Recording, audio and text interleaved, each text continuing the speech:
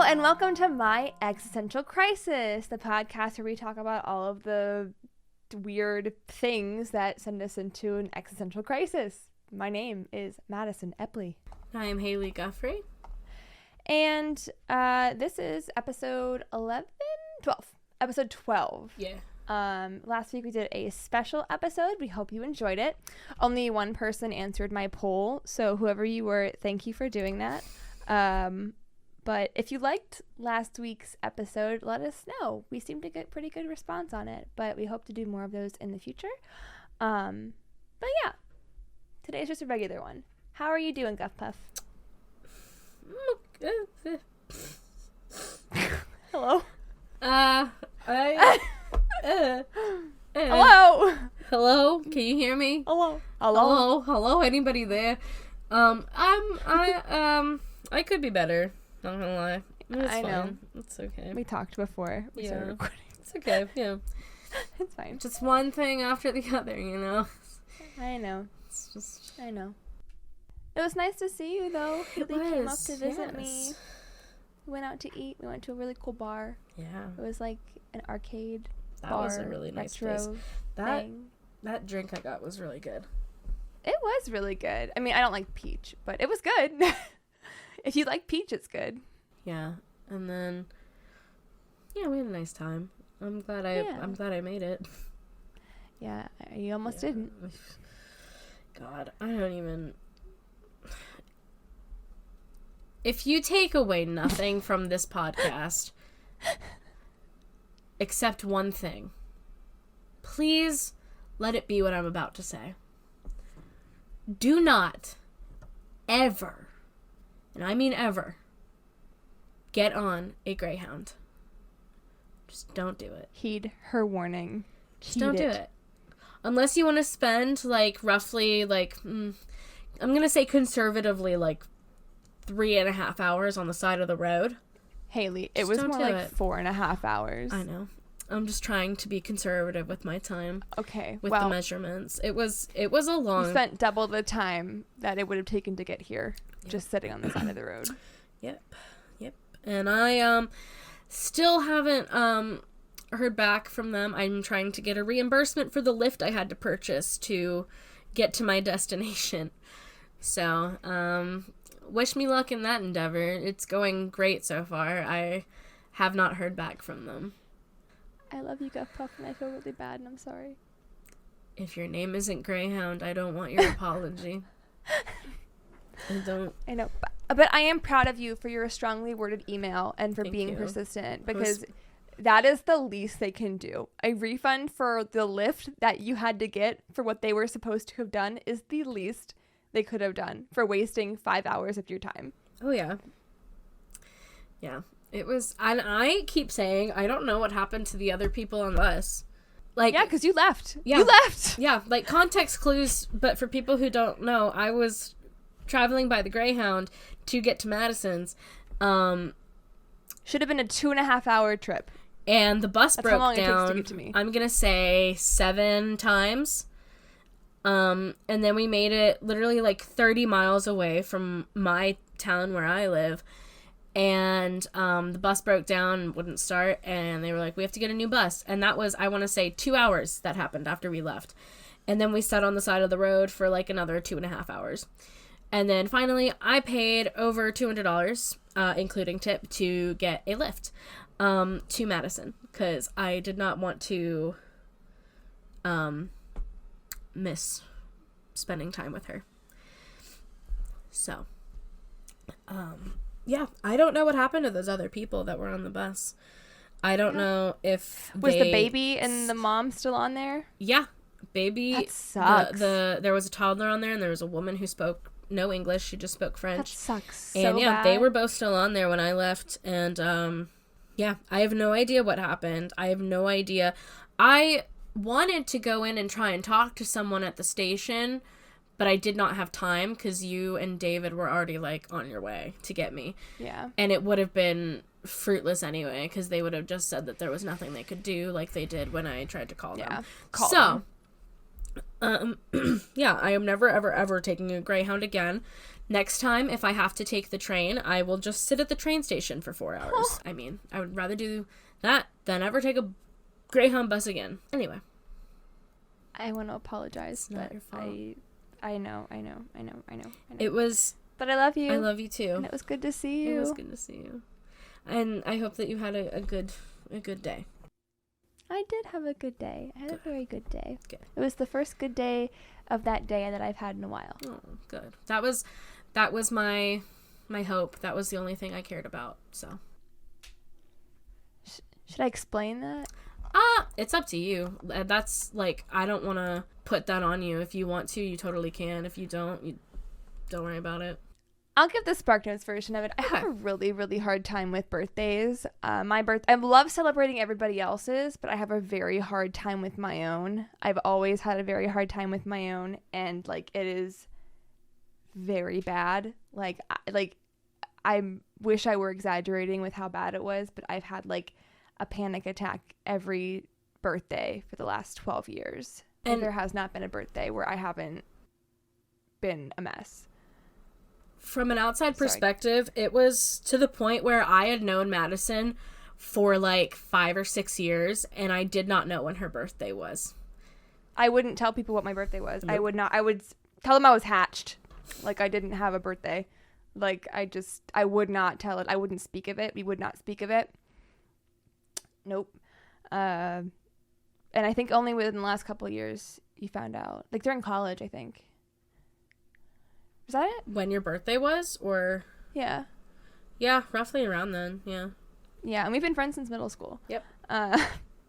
So I've always had a very hard time with it, and I really wanted to change that. I wanted to change that actually since the pandemic. I wanted to change it for my 21st birthday, but that was a pandemic we had, which made my day even worse. Than it usually is. And then I've wanted to have it like be changed every other year. But like, I mean, if people know me as not liking my birthday, then they're respecting that, and I appreciate that. But so like, I have to tell people like, hey, I want to celebrate. So this year, like I very much made an active decision to like, I'm going to do my best to like try to reframe my mindset about it and try to have a good day. And I did. I was a hard couple days leading up to it, but I was able to like reset for the day, and I was uncomfortable in the beginning of the day, but like I warmed up throughout the day, and I ended up having a really nice time with David and Hailey. Yeah, it was really great. It was the best birthday I've had in a very long time. That makes me really happy. Good. Yeah. I'm like over here like tearing up. I'm you can cut this part out, but I'm so proud of you, and I just wanted to verbally like... You're gonna make me cry. I'm sorry. I'm trying not to. I love you so much, so I'm really glad that you had a good day. That's really, really... And I'm really glad I got to share it with you. It's really special, and that was the most important thing, was that you had a good day, no matter what. So I'm glad that happened. Thank you. I love you so much, GovPuff. I'm sorry, you too. I'm getting upset now. No, I'm getting But emotional too. It's okay. All right. Birthdays are really hard for me, and I'm trying to work on it, and this year was the first step I took towards working on it. And I had a good day filled with lots of people that love me and that I love, and I felt very loved by everyone. Oh, yeah. That's what's happening with me. Yahoo! I'm going into Tech Week, so I'm very tired. It's going great. I'm like catapulting from one mental breakdown to the next right now, so yeah.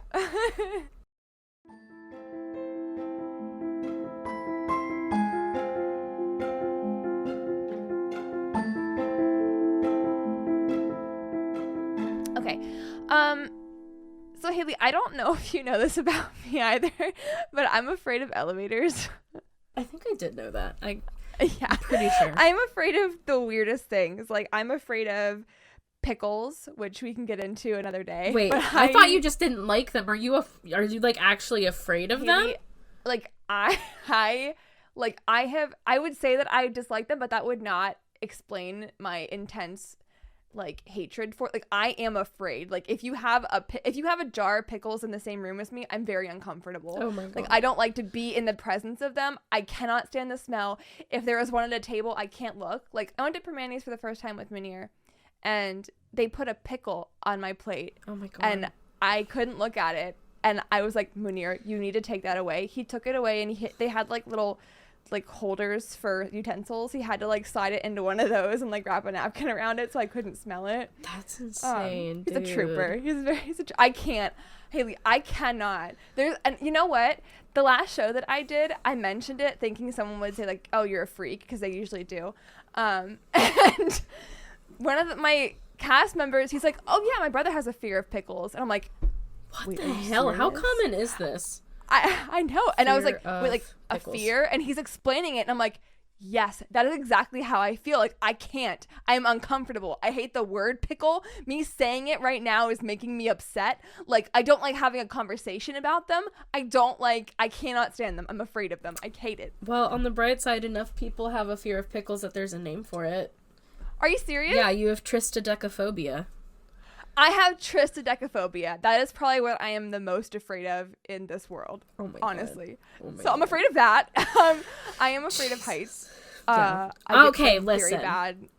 Listen. We know someone who recently had a really bad accident. We had someone very pretty close to us recently have like a really bad accident, and I didn't realize how bad it was. Yeah, oh my she gosh, fell out of awful. bed, and I heard this, and immediately, like, I was kind of just like, everyone always makes fun of me because I am constantly, because I have a fear of heights too, and it's really bad. Like, I'm standing on a school, like a chair, and I'm I'm freaked out. I can't do it.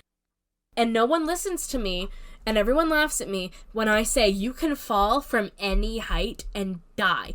You can fall down the stairs and die. If you land a certain way, that's it. Yep. And it's terrible. It takes one bad fall. Yeah. And like, maybe I don't die, but say I like snap my ankle. I don't want to do that either. Yeah. So, I get it. Yeah, but I ride roller coasters. You know, I went skydiving. I forget that I did that. Yeah, I forget that you did that too, and then I remember, and I'm like, oh, yeah, wow. Well, it was very surreal. It was like an out-of-body moment, truly, because, like, at some point during it, I just, like, didn't believe that I was there, and, like, in my brain, I kind of accepted, like, if I die this way, like, this isn't real. Like, this is not real. Like, I just couldn't perceive that it was real. So, yeah, I forget that I did that, but, you know, whatever. It's fine. Would you ever do it again? No. Fair enough. I wouldn't. I would recommend it to everyone, but I get really bad motion sickness, and I was so sick from like being jolted, because the jolt hurts. At least for like, if you have motion sickness, it hurts so bad. And then like, I couldn't see either. My contacts actually got sucked out of my eyeballs, and they ripped in the goggles that you wear. So I couldn't even see on the way down or the ride home. Like, David was driving, and I was like so car sick, and just like, I couldn't see a thing. Because I'm also like blind. So, sorry. I'll wrap this up. I'm also afraid of mannequins and elevators. Those are like the big things that I'm afraid of in this life. Yeah. So anyway, back to elevators. This story has a connection to elevators, and we'll get to that. But this is the story of Elisa Lam. Do you know this one? Do I ever? Actually, I know this one so well. Yes. So we're going to get into this today. This one was actually requested by Eric Price. Eric, thank you for listening. Thank you for recommending this one. I love this one. It's tragic. I'm not saying it's a good thing. It's very tragic. But I've also realized that I've forgotten to list my sources. So I'm going to do that since I haven't done that for a while. Wikipedia, of course, All That's Interesting, Esquire.com, Biography.com, Urban Legends, and I have a YouTube video that I would like to post, and we'll play a little bit. Sorry if you hear my cat. He's very needy. Hi, baby. I just want to let you know, I think you're pronouncing her name wrong. Am I? I think it's Elisa Lam. Is it? I'm like 95% sure on that. Let me see.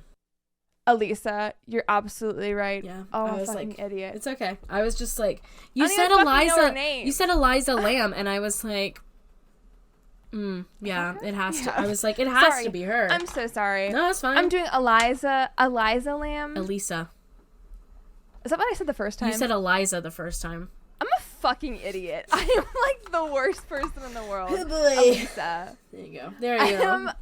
I'm doing Elisa Lam. It's literally spelled like Elisa, Yeah. so I don't know why I'm saying Eliza. It's my middle name with an A instead of an E. Yes. I love that name so much. Elise. Hailey Elise Guthrie. Anyway, so I'm doing Elisa Lam. You can decide if you want to cut this or not for me being a dumbass. But this is the story of Elisa Lam. So Elisa was born on April 30th, 1991, and she was the daughter of Canadian immigrants from Hong Kong, and she was a student at the University of British Columbia. In 2010, she started a blog named Ether Fields on Blogspot, and she would regularly post pictures of like models and clothes, and she would detail accounts of her life. So it was kind of like a mixture of like her diary and a Pinterest board. So 2 years after blogging, she posted on January of 2012 that she had, quote, relapsed at the start of the school term, and she was forced to drop several classes, which made her feel, quote, utterly directionless and lost. And I mean, I'm sure that it did. Like, that's a really hard thing to go through, especially in that pivotal time in your life. She titled this post, quote, "You're always haunted by the idea you're wasting your life," after a quotation from novelist Chuck Palahniuk. From a novelist. And she also used this quote as an epigraph for her blog as well. She worried that because of all of these withdrawals from classes, it would make her transcript look really bad and she wouldn't be able to continue her studies in her college or, you know, get into graduate school, which was her ultimate goal. Shortly after this post, she announced that she would be leaving her blog for a new one that she had on Tumblr. And on this one, she only really posted pictures and quotes. It wasn't like her diary. We do know that in 2013, a year after this, or a couple months after this, depending on the timeline, she was not registered for classes again. So she was not planning on going back to school, at least for that semester. Elisa had been officially diagnosed with depression and bipolar disorder, and she was on 5 different medications that we know of for her mental illness. And her family kept this diagnosis private, but they did say that she didn't have any suicide attempts or ideations, at least that they knew of. One report did say that she had gone missing for a brief period of time, but I wasn't able to really find another source to back that up. So I wanted to make sure that I clarified that. But it is known that Elisa had a habit of not taking her medications. And this would cause hallucinations where she would hide like under her bed, for example, just to like feel safe. And because of these frequent hallucinations and these frequent episodes, at least once she was hospitalized because of it. It could have been more though.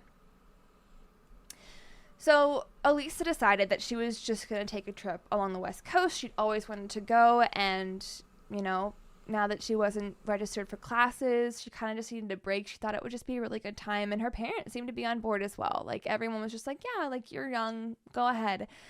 So she traveled by Amtrak, not Greyhound. And actually, it might have been Greyhound, because she also traveled by intercity buses. That might have been her first mistake. Listen. The plot thickens. Yeah. The plot thickens. It's all coming back together. So first she went to the San Diego Zoo, posted her photos, and moved on to LA. After 2 days, on January 28th, she checked into the Cecil Hotel. Is it Cecil or Cecil? Do you know? I believe it's Cecil. Cecil. Let me look it up quickly. Yeah, I'm not entirely sure. My dad said that he wanted to name me Cecil if I was a boy, which they did think I was a boy for a very long time. My mom thought I was a boy until she had a dream that I was a girl. Oh, I love that. Yeah. He said Arlo or Cecil were the names he wanted to give me. Did he hate you? That's what Paige and I asked him. We literally asked, like, do you hate me? Cecil. He literally said, like, we said, do you want us to get bullied forever? Like, was that your plan? So luckily he didn't have boys. He had 2 girls. Arlo and Cecil. That would have been so fucking awful. Oh my god. I know, right? I know. I know. So anything, do you know anything about the Cecil Hotel? I know. I'm trying to, there's so many, like, I don't want to get it confused with the Chelsea Hotel, which is another infamous hotel in New York, but not in that one. Cecil's in Los Angeles. Yeah. Is this the one that the Night Stalker stayed at for a while? Yes, it is. Right. He lived there for a short time. Richard Ramirez. Yes, he did. What a bastard. So, yeah, he's a fucker. So, like Hailey had said, the Cecil Hotel is notorious. Season 5 of American Horror Story Hotel was actually loosely based off of it. It's along Skid Row, which is a very seedy part of LA if you're not familiar with it. It's yeah. Although it's not as fanciful as Little Shop makes it out to be. But it's very much known for high drugs, high crime rate, just like not the best part of town. And it's known for its history of crime and death. The hotel is, I mean. So in the Cecil Hotel, in or around the Cecil Hotel, there have been over a dozen murders and suicides since it opened in 1927. And honestly, I could probably just do a whole story on the Cecil Hotel at one point. I probably will. So I'm not going to get into all that, but I digress. So Elisa didn't technically stay in the Cecil Hotel. So because the Cecil Hotel was so notorious and everyone like knew the bad reputation it had, it wanted to remarket itself after all of the bad press. So it converted half of the floors to be more of like a hostel style for travelers, and they named it the Stay on Main. And the other place was like a motel like it usually was, and it had more of like long-term residences, like Richard Ramirez, he lived there for a while. And the 2 spaces, they still shared an elevator, and really, like, for all intents and purposes, it was the same building, just rebranded and remarketed. So Elisa was staying in the hostel part of the hotel, and she was assigned to a shared room. But her roommates complained about, quote, odd behavior from her. So she was moved out of that room, and management put her into her own room after just 2 days. And the manager later said that she would leave notes for her roommates that read, quote, go home or go away. And she would lock the door and like require a password to be let in. So just like very strange behavior. I mean, if I were living with a roommate, I'd feel very uncomfortable. I wouldn't feel safe. So I get that. The manager also recalled an outburst Elisa had in the lobby, but I couldn't find much about what that was about, or if it was just, I don't know.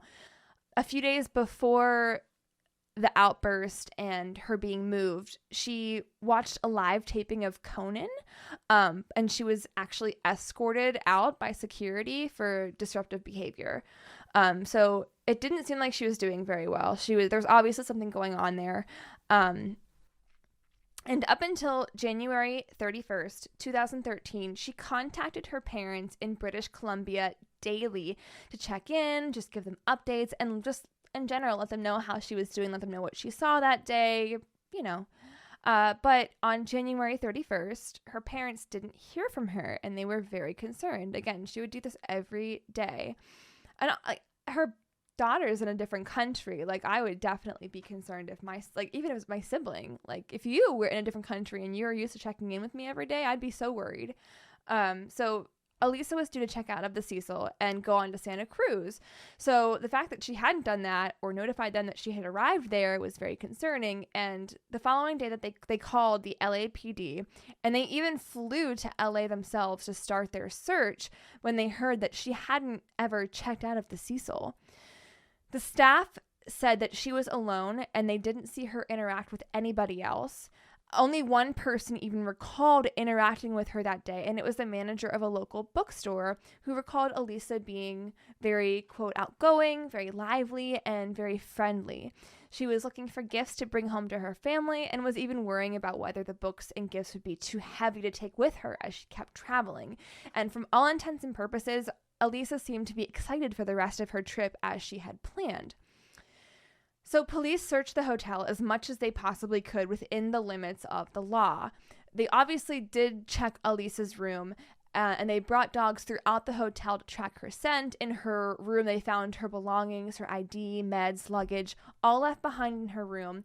And they could only search the rooms in the hotel where they had probable cause. That's part of the law. So they couldn't search every single room, but they did bring the dogs in hopes of like trying to track her scent at least.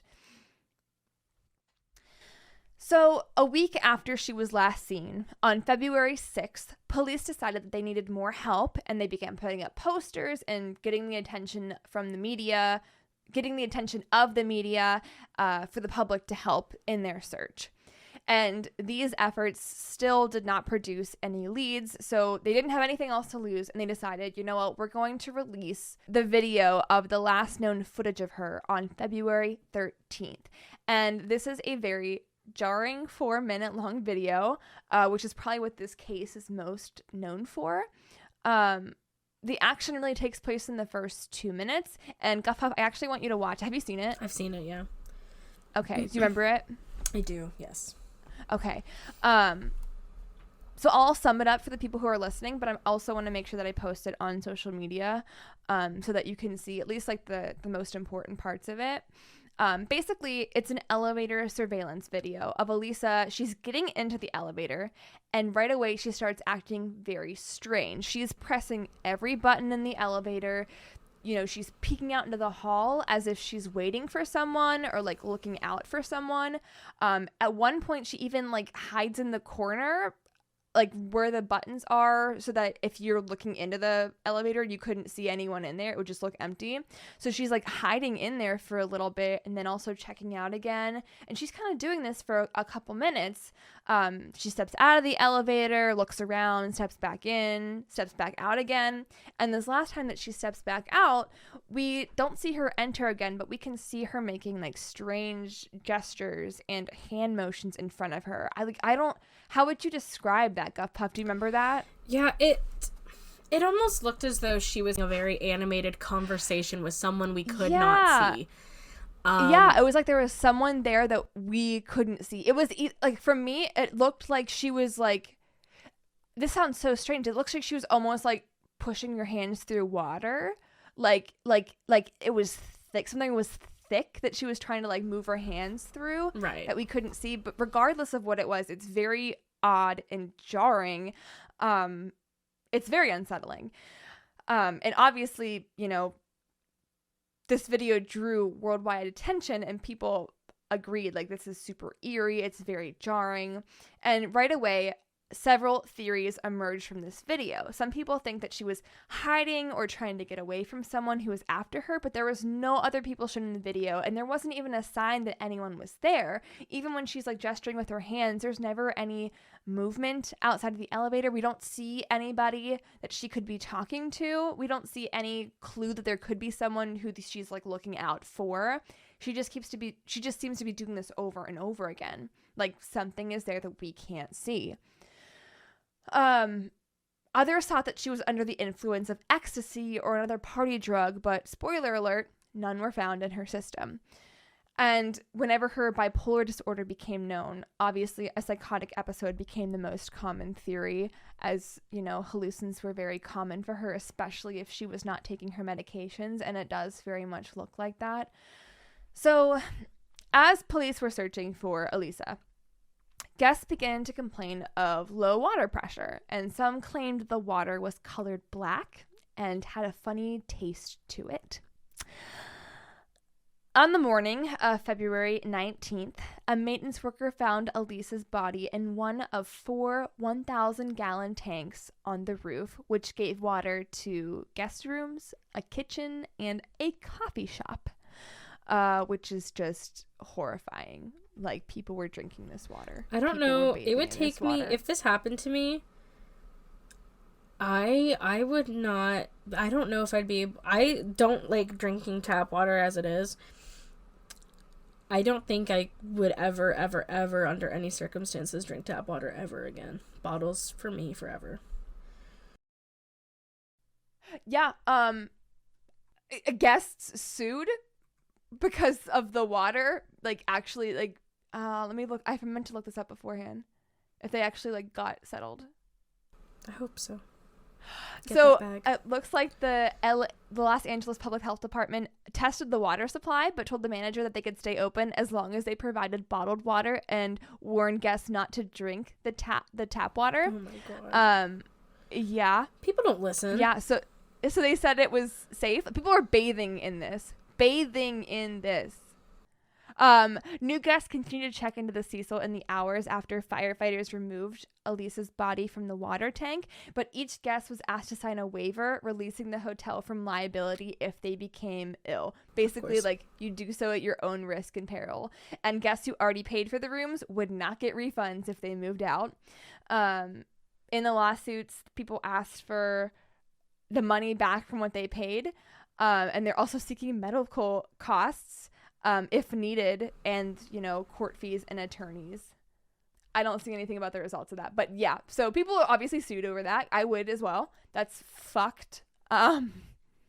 That's literally my worst nightmare, besides pickles.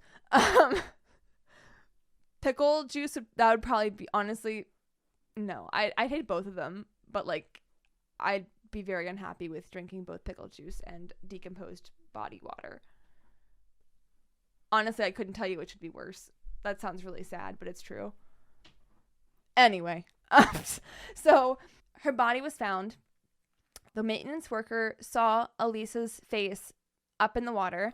The water was drained from the tank, and it actually had to be cut open because the hatch was too small for the equipment to get in there and retrieve her body. And her death was officially ruled an accidental drowning on February 21st with bipolar disorder as a significant factor.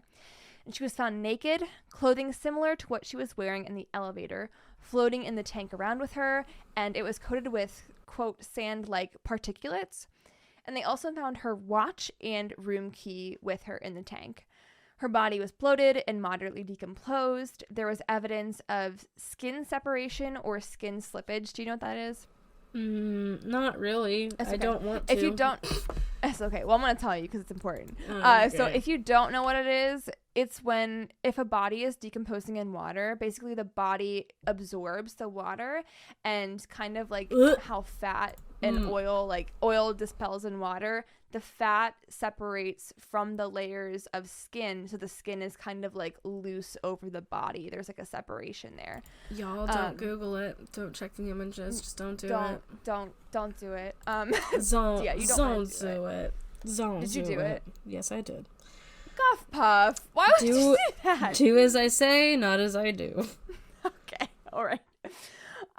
So yeah, that was happening, you know, meaning that her body was in there for several days, enough to have this fast decomposition. And that's the other thing too. So why this is important is, because of the skin slippage, the body actually decomposes faster because bacteria is able to get in between those layers and helps the body decompose faster. So it's important for like trying to narrow down a time frame. There was no evidence of sexual assault, blunt force trauma, or any real trauma at all, and there was no sign of suicide. Toxicology showed regular medication along with Tylenol and a sinus medication in her system, and there was a very small trace of alcohol in her bloodstream. I think I saw it was like 0.02%, which is like a couple drinks, which is normal. But there were no other drugs in her system, and it was noted that the amount of prescribed drugs in her system indicated that she wasn't taking enough of her meds or had recently stopped taking her medications recently, which, as we know, was a problem that she had. So while the investigation was very quick to determine the cause of death, it did not explain how she got in the tank to begin with.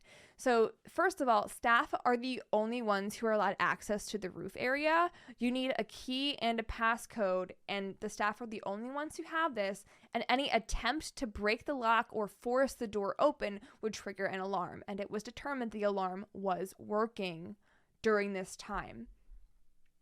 However, the fire escape could allow people to bypass those, but I think it's worth noting that her scent was lost near a window that connected to it, and in fact the police dogs did search the roof and her scent was not found up there at all. They did not check inside the water tanks, but like I would at least think if you are on the roof they'd be able to smell you on the roof, especially I'll get there.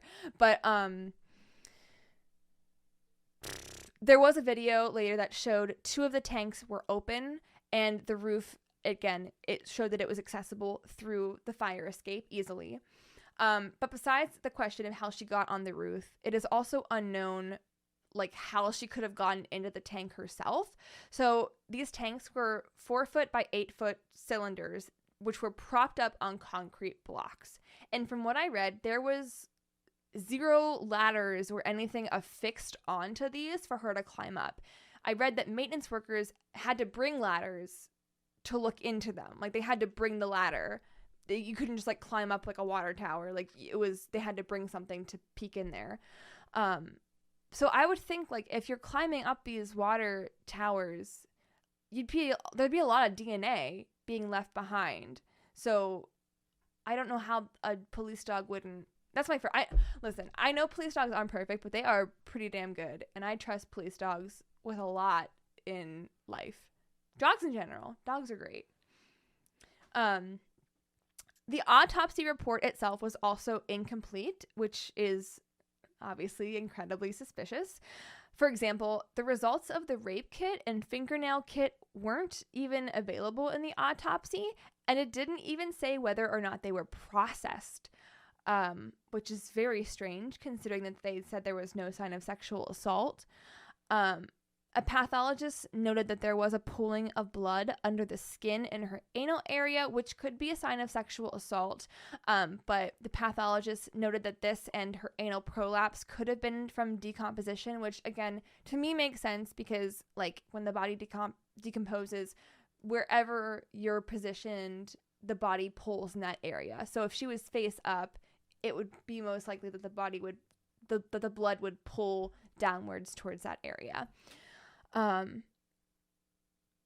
In September of 2013, the year of their daughter's disappearance and death, Elisa's parents filed a wrongful death lawsuit claiming the hotel failed to, quote, inspect and seek out hazards in the hotel that presented an unreasonable risk of danger to Elisa and other hotel guests, and they sought unspecified damages and burial costs. The hotel argued that it could not have been foreseen that she had, would have gotten into the water tank because we don't even know how she got in there to begin with. Like I said, it's very unknown, very suspicious how she even ended up there to begin with, and the suit was ultimately dismissed in 2015. Now, there is another theory that went around, which is this kind of like a 2-in-1 episode. The elevator game. Do you know about the elevator game? I do. Okay. So, the elevator game is a game or Korean ritual that people play in order to get into a new dimension. And here are the rules. To play, you need one person and an elevator. A player has to be alone, and if another person enters on the following steps, the ritual will reset from the beginning. So, step 1, you start at the first floor from inside the elevator. Step 2, once you get to the first floor, press the 4th floor button. 3, once you get to the 4th floor, press the 2nd floor button. Number 4, once you get to the 2nd floor, press the 6th floor button. Number 5, once you get to the 6th floor, press the 2nd floor button again. Number 6, after getting to the 2nd floor, press the 10th floor button. Number 7, once you get to the 10th floor, press the 5th floor button. At this point, if a woman enters the elevator at the 5th floor, do not look at her. Don't speak to her. Don't talk to her. The woman is not human, and if you do, she will decide to keep you for her own. Number 8. Once the woman gets in, still don't look at her, don't speak to her, don't talk to her. Once she gets in, press the 1st floor button. Do not proceed if someone enters the elevator or one of the players leaves the elevator.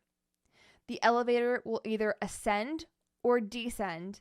If the elevator reaches the 1st floor, leave and do not look back. Number 9. If the elevator reaches the 10th floor, leave and do not respond to the woman if she asks, "Where are you going?" or "What's wrong?" Her voice will most likely be high-pitched when she asks that. To know whether you're not in another world or another dimension, you are A, alone, B, electronics will not work, and C, the other world is identical to ours, but there are 2 differences you'll see.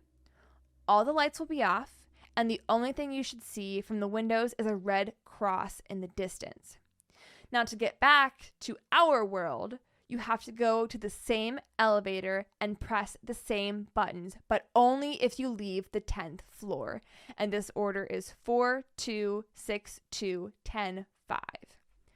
When you reach the 5th floor, press the button for the 1st floor. The elevator will begin to ascend to the 10th floor. Press any other floor's button to cancel this ascension, and you must press the button you use to cancel the ascension before you reach the 10th floor. So in order to get out of this, you have to press the button before you hit the 10th floor. After you reach the 1st floor, check your surroundings very carefully, and if anything seems off, even the smallest detail, do not exit the elevator. If you get off, you might never see your world again. If you detect something is wrong, repeat the 2nd step until your surroundings look as they should. Once you are positive you have returned to your own world, you can safely exit the elevator. Now, with all the buttons she was seen pushing in the elevator and the way she was peering in and out of the elevator and looking around, a lot of people actually think that she might have been playing the elevator game and might have summoned something supernatural, or at the very least thought she summoned something supernatural. And with her bipolar disorder and the hallucinations, it's very possible that maybe she did think that she saw something supernatural. Maybe she did think that she saw something, But that is a story of Elisa Lam and the elevator game. And I also just wanted to mention that bipolar disorder is very misunderstood. So bipolar disorder is very misunderstood. There are actually multiple different types of bipolar disorder. Some people, it's very severe, and some people it's not as severe. But regardless, people with bipolar disorder and any mental illness really, but especially bipolar disorder, are very vulnerable people.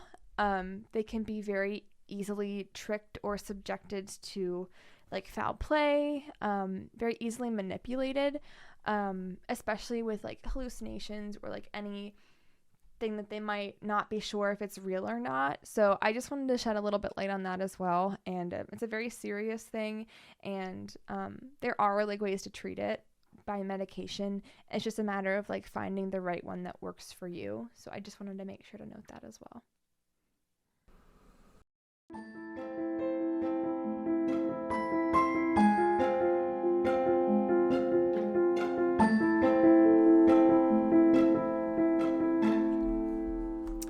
Before I begin, I would like to issue a trigger warning, as the content of the stories, I guess, that I'm going to be sharing are of a nature pertaining to a lot of sexual violence.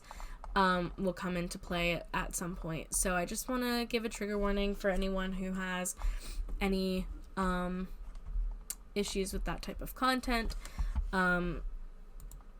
Please don't feel like you have to listen, obviously. Yeah. Thanks, Stuff Puff, for that. You're welcome. Appreciate it. Pretty Baby, the Brooke Shields documentary, just came out on Hulu. The film focuses on Shield's rise to fame and includes an in-depth look into the blatant sexism and sexualization she endured. The same week, a Missouri lawmaker has defended, and I cannot make this up, allowing 12-year-olds to get married.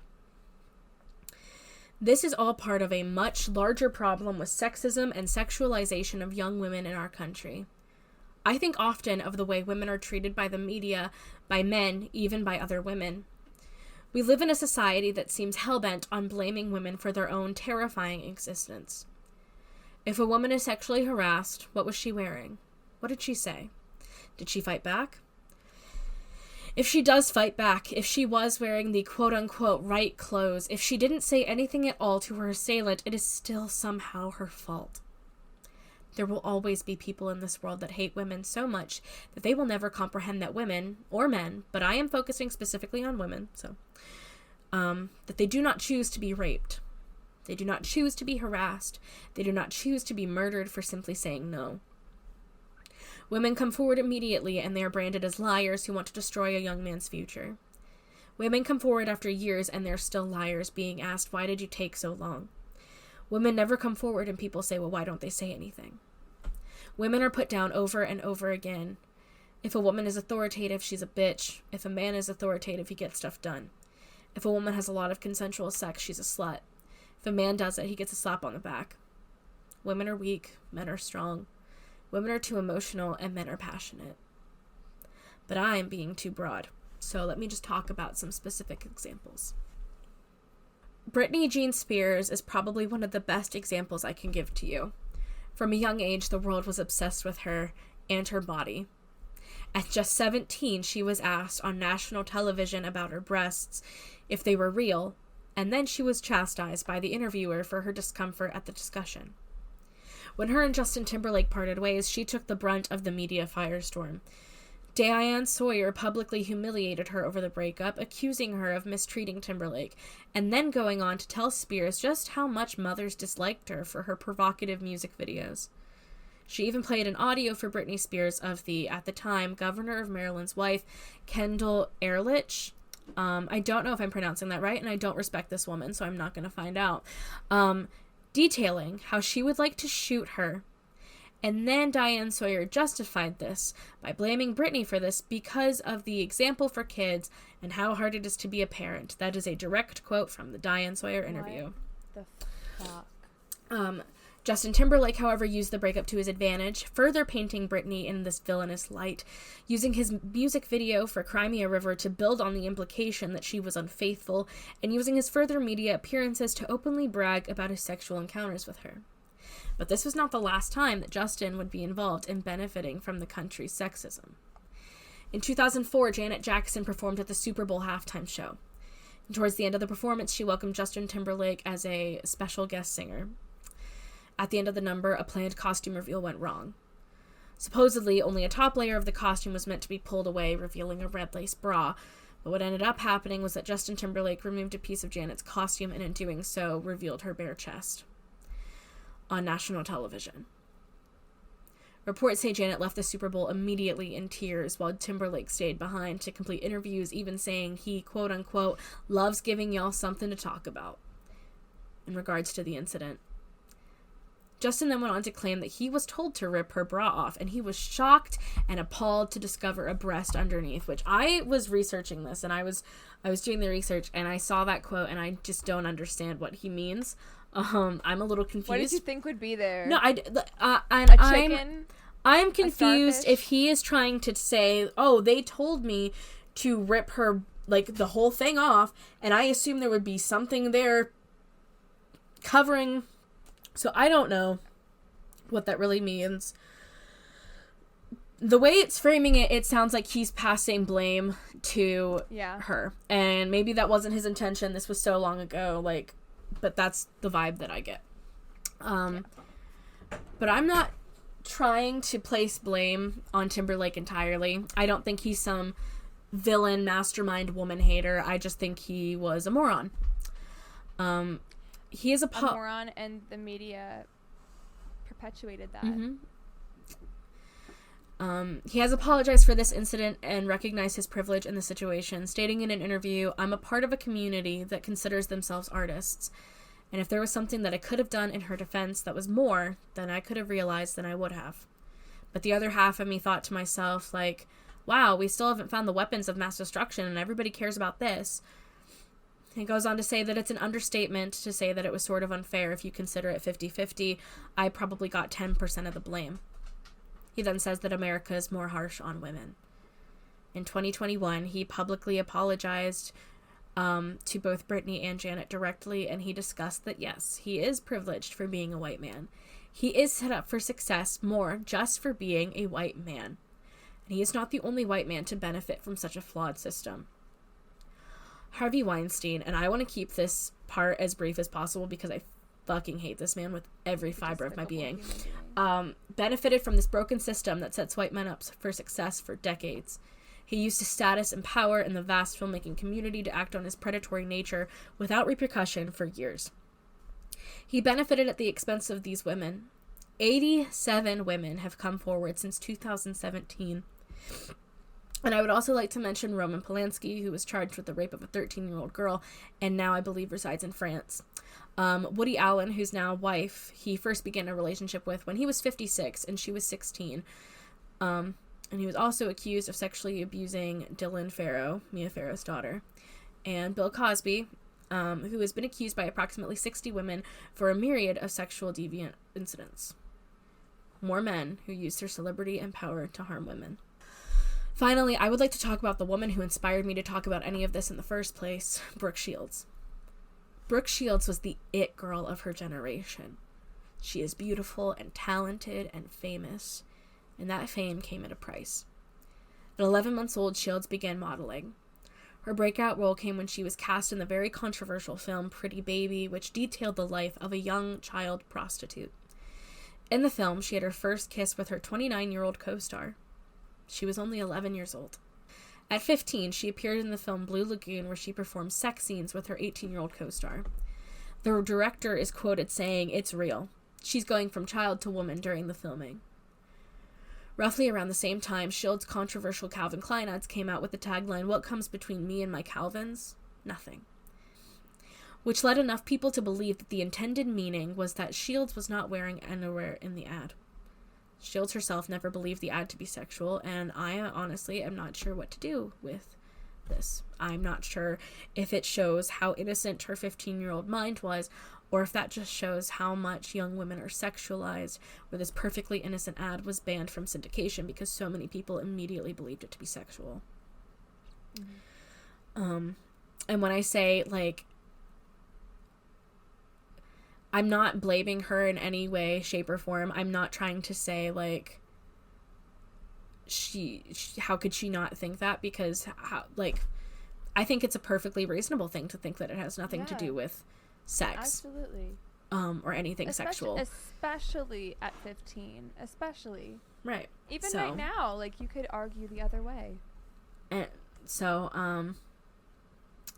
finally, and this really surprised me, because I knew about Pretty Baby and Blue Lagoon and the Calvin ads. I knew all of that before I did my research on this. I knew about all of that. What I didn't know was this. In 1981, Shields' mother, Terry, sued fashion photographer Gary Gross on the grounds of selling nude photos of Shields that allegedly destroyed her reputation. These photos were of 10-year-old Shields, naked and covered in oil and makeup while standing suggestively in a marble tub. Shields' mother gave permission to have these photos taken.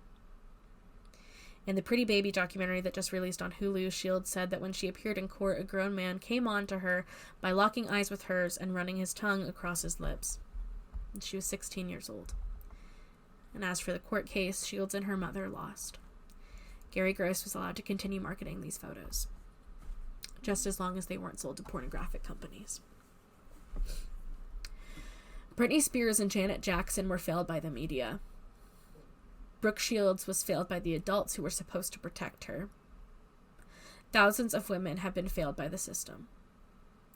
On average, there are 463,634 victims of sexual assault and rape each year.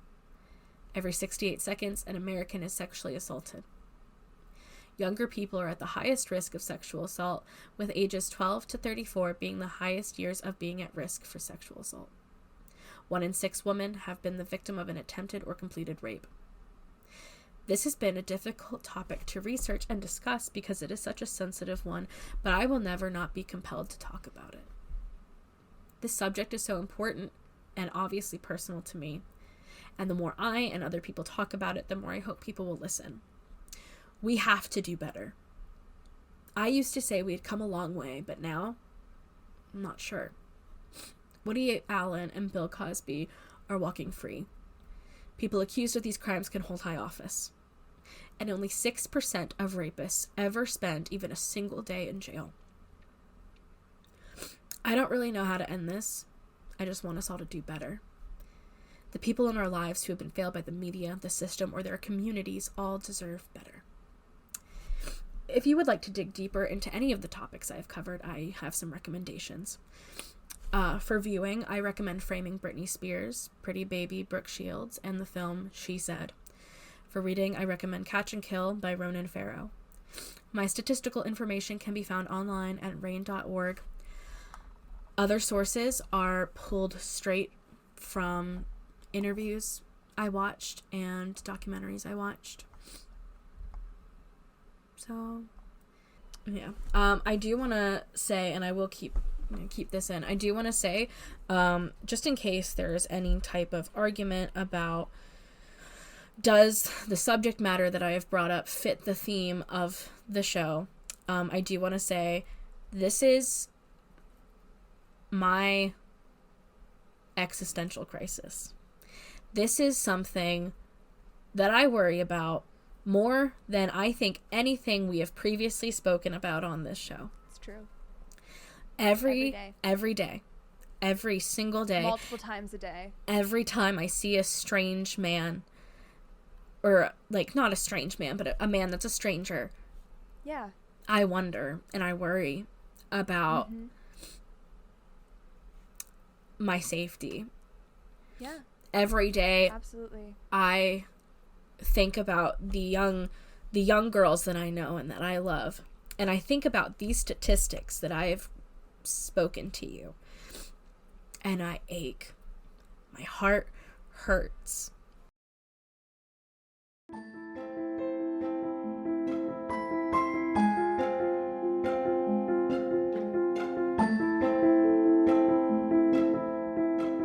Thank you guys for listening. We really appreciate it. Again, I know this was a heavier episode, but I think it very much needed to be said, especially Hailey's section of it, and I'm really proud of you for saying that stuff and for doing that research, and I think that's a perfect topic for this show. If you would like more information on us, you could follow us on social media at Facebook. Sorry, at ME Crisis. I forgot our handle. At ME Crisis Pod. Is that our handle? I think so. Yeah. Okay. Yeah. Because I used to say it was MEC Crisis. Yeah. Yeah, it's ME Crisis Pod. It's ME Crisis Pod. At ME Crisis Pod on Facebook, Instagram, Twitter. Please like and subscribe. That would be fantastic if you just took a minute to give us a rating. We'd appreciate it so much. We already have like a growing follower count, so it would just like help more people to be able to listen to this and enjoy it. If you have a story or a topic that you would like us to cover, like Owen or Eric who did this week's, feel free to share it with us. We love that. If you are interested in more bullshit or no shit stories, feel free to let us know and we can schedule those in as well. And if you have stories for bullshit or no shit that you want us to cover, feel free to send those as well. But we really appreciate you guys listening. Thank you for spending this time with us to listen to some heavier topics. We are happy that you guys are in on this discussion with us, and do your part in watching out for other people, but also watch out for yourself. People can take care of yourself too. Take care of yourself, take care of others. If you see something, say something, as cliche as that is. But there's never there's never, be weird. As one of my favorite podcasts says, be weird, stay alive. And that's that. Bye. Bye, guys.